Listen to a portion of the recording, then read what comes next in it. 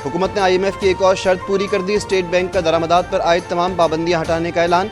Circular जारी। बंदरगाहों पर फंसे कंटेनर्स रिलीज करने के लिए बैंकों को ज़र मुबादला फराहम करने की इजाज़त। स्टेट बैंक के मुताबिक फैसला स्टेक होल्डर्स की तजवीज़ पर किया गया। वज़ीर-ए-आज़म शहबाज शरीफ फ्रांस से बरतानिया पहुँच गए। लंदन में कायद नून लीग से मुलाकात। नवाज शरीफ की वतन वापसी, आइंदा इंतखाबात और दीगर अहम उमूर पर मशावरत। वज़ीर-ए-आज़म ने सहाफ़ियों से गुफ्तगू में कहा कि हम IMF की तमाम शराइत पूरी कर चुके, दुआ करें IMF बोर्ड प्रोग्राम मंजूरी दे दे।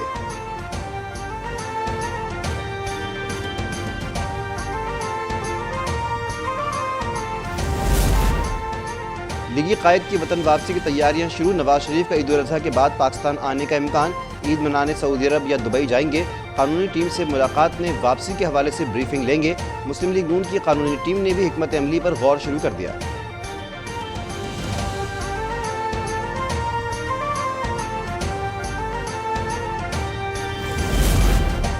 एक साल में पाकिस्तान को डिफॉल्ट से बचाया। कठिन फैसलों से गुजरकर यहां तक पहुंचे।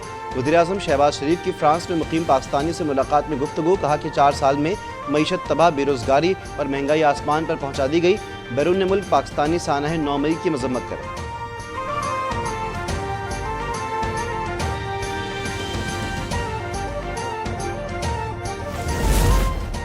वज़ीर-ए-आज़म शहबाज शरीफ की फ्रांसीसी सदर और खातून अव्वल से मुलाकात। ऐवान सदर आमद पर पुरतपाक इस्तकबाल। दो तरफा ताल्लुकात और ताउन के फ़रोग़ पर इत्तिफ़ाक़। वज़ीर-ए-आज़म की यूरोपीय यूनियन की सरबराह और इस्लामी तरक्याती बैंक के सदर से मुलाकातें। चीनी मनसब ली की चियांग से मुलाकात में CPEC, दो तरफा ताल्लुकात और मुआशी ताउन बढ़ाने पर गौर। न्यू ग्लोबल फाइनेंशियल सरबराह कॉन्फ्रेंस के इख्तितामी सेशन में शिरकत के लिए आमद पर वज़ीर-ए-आज़म को सलामी। फ्रांस में मुकीम पाकिस्तानियों और बिजनेस फोरम से खिताब के बाद आमद पर पाकिस्तान कम्युनिटी का भरपूर नारों से इस्तकबाल।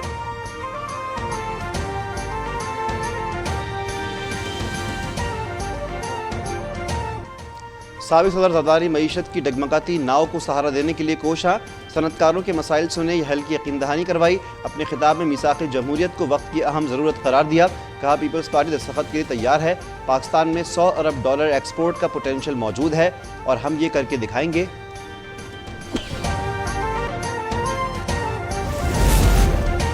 कौमी सलामती के खिलाफ साजिश हो तो ये नहीं कहा जा सकता कि फ़ौज ट्रायल नहीं कर सकती। नेशनल सिक्योरिटी का मामला आर्मी बराह रास्त देखती है। मिलिट्री कोर्ट्स में आम शहरियों के ट्रायल के खिलाफ दायर दरख्वास्तों पर समाअत के दौरान चीफ जस्टिस के दलाइल। जस्टिस मंसूर अली शाह ने कहा कि जब आइन इजाज़त ही नहीं देता कि आर्मी एक्ट का जायज़ा ले सकें तो कैसे फैसला करें कि ये ठीक है या गलत। केस की मज़ीद समाअत पीर तक मुलतवी। जस्टिस काजी फाइज ईसा का नोट सुप्रीम कोर्ट की वेबसाइट से हटा दिया गया। 30 सफ़ात पर मुश्तमिल नोट में नामजद चीफ जस्टिस ने लिखा था, सिविलियंस के मिलिट्री ट्रायल के खिलाफ मुकदमे से खुद को दस्तबरदार नहीं कर रहा, कभी किसी मुकदमे की समाअत से गुरेज नहीं किया। सुप्रीम कोर्ट प्रैक्टिस एक्ट की मुअत्तली के बाद से अदालत में नहीं बैठा। अब ये मुकदमात सुनूं तो आइनी और कानूनी मौक़िफ़ की खिलाफ वर्जी करूँगा। चीफ जस्टिस ने अपने साथियों को बिला वजह गैर ज़रूरी कशमकश में उलझा दिया। नामजद चीफ जस्टिस ने बेंच को गैर कानूनी करार दिया, मगर बेंच फिर भी बज़िद है। अंदेशा है कि इस बेंच का फैसला भी 14 मई के इलेक्शन के फैसले से दो चार न हो।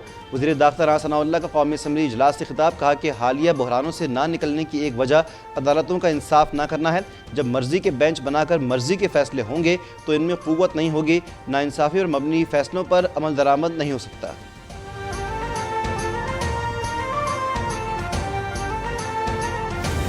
शहबाज शरीफ साहब को ये पिछले 14 महीनों को देखा है और जिस तरीके से, जिस नीयत के साथ वो काम करता है और जो इसका वर्क एथिक है, मैं उसके बारे में गवाह देने के लिए तैयार हूं कि मैंने इससे बेहतर जो वर्क एथिक है। अमेरिका के मकबूल पॉलिटिशियन ने रेड लाइन क्रॉस की तो रियासत ने कार्रवाई की। इसके फेसबुक और ट्विटर अकाउंट्स बंद किए गए।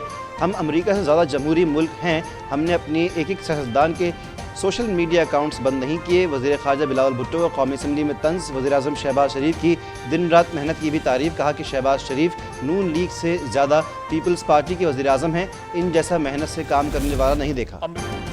اور پاکستان کو دہشت گردی کا ورثہ امریکہ کی وجہ سے ملا، انہوں نے ہم پر ہی الزام لگا دیا۔ حکومت وائٹ ہاؤس اعلامیے کا جواب ضرور دے گی۔ وزیر دفاع خواجہ آصف کا قومی اسمبلی میں اظہار خیال، کہا کہ امریکہ خود خطے میں دہشت گردی کا ناسور چھوڑ کر گیا، پاکستان آج بھی اس سے نبرد آزما ہے۔ جنگیں امریکہ کے لیے کمرشل سرمایہ کاری ہیں، آج کی دہشت گردی بھی 9/11 کی جنگ کا شاخسانہ ہے۔